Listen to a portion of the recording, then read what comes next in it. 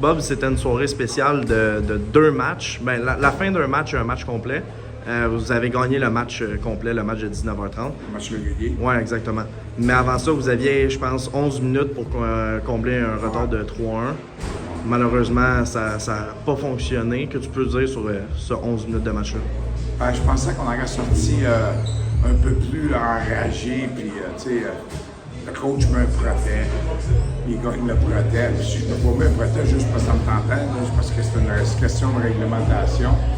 Puis cette semaine, j'avais préparé, gars, on essaye tout ça, on avait 12 minutes, 11 minutes pour aller chez 2 buts, tailler à la game. On essaye tout de moins aller chercher un point sur ça, se donner une chance, puis on est sorti flat. Sérieusement, on ne rachète pas partout, puis on tourne en rond.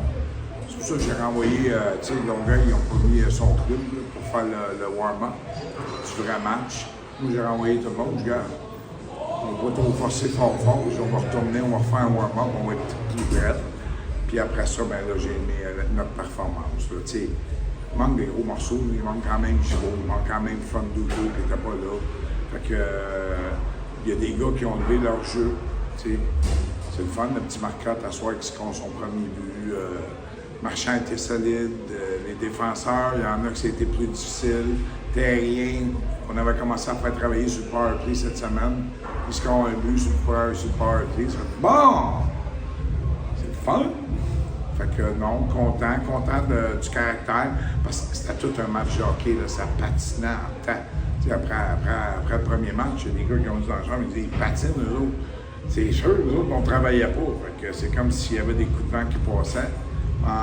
Le deuxième match, je trouve que les gars ont bien fait ça.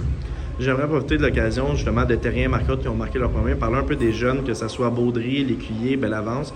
Est-ce que tu vois une progression depuis le début de la saison? Puis qu'est-ce que tu aimes voir de ces jeunes-là? Quand même une équipe assez jeune aussi. Tu sais, tantôt, j'étais dans le bureau avec justement un jeune qui a eu une mauvaise première période. Puis en deuxième période, disons que sur un certain but, ça a été difficile. Puis après ça, bon, on y en a donné moins. Mais comme j'expliquais, quand ça va bien, on t'en donne. Tu as du 14, du 15, du 16. Il a déjà monté un match qui a 18 minutes de temps de jeu pour un 17 ans. J'ai pas de problème avec ça. Sauf que quand ça part mal, puis quand il joue pas de la bonne façon, excuse-moi, là, on a aussi le droit de t'enlever du temps de glace. Fait que, tu sais, demain, ça va être à lui de...